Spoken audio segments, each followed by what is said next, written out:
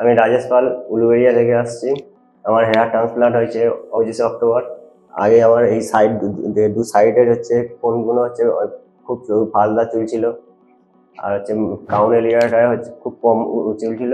ওইগুলো এখন হেয়ার ট্রান্সপ্লান্টের পরে অনেকটা ভালো, বাকি অংশগুলো মোটামুটি অনেকটাই ভালো রেজাল্ট পাওয়া গেছে। আর স্যারেদের এখানে আমি ইউটিউবের মাধ্যমে ইউটিউব দেখে স্যারেদের অনেকেই এখানে হেয়ার ট্রান্সপ্লান্ট করেছে, সেই সমস্তগুলো দেখে মানে ইউটিউবের ভিডিও দেখে তারপরে ভাবলাম যে এখানেই করা যাক বলে স্যারের কাছে আসি। গিয়ে স্যারের সাথে কথা বললে তারপরে সার্জারির ওটি রুমে গিয়ে গেলাম, গিয়ে এবার স্যারেদের প্রসেস অনুযায়ী সেই রকমভাবেই হেয়ার ট্রান্সপ্লান্ট করলো। আর নর্মাল ছিলাম, স্যারেরা যেমনভাবে বলছিল সেইভাবেই স্যারেদেরকে আমি অপারেট করছিলাম।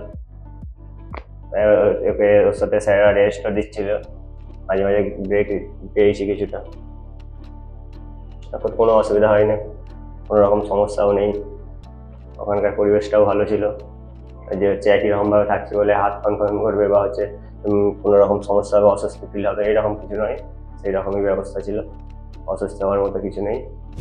পিআরপি নেওয়ার সময় যেমন হেয়ার ট্রান্সপ্লান্ট করলেও যেমন টাইপের অভিজ্ঞতা হবে, এই পিআরপিতেও সেই রকম, যে খুব ব্যথা এমনটা নয়। যেমন পিআরপি করলে যেরকম হবে হেয়ার ট্রান্সপ্লান্টের সময় সেই একই রকমই পেন ফিল হবে, এর বেশি খুব একটা নয়। কিছুটা অ্যানেস্থেসিয়া দেয়, তাই সেই জন্য কিছুটা ওই সময়টা একটু পিন ফোটানোর মতো কিছুটা লাগবে, ব্যথা অনুভব হবে। তারপরে নর্মাল যেমন আর কিছু হচ্ছে বলে মনে হবে না।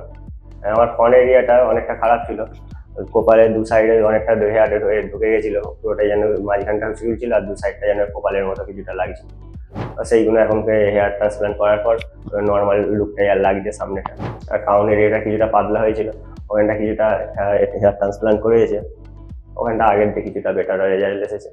সামনেটা যথেষ্ট ভালো। তখন তো কনফিডেন্স লো ছিল, এখন নর্মালের মতো। কারণ 19-20 সবাইয়ের চুলের একটু প্রবলেম থেকেই থাকে, পরিবর্তে সেই জন্য তেমন একটা ফিল হয় না, এখন নর্মালি ফিল করি। বিশেষ করে সামনের লুকটা তো অনেকটাই বেটার।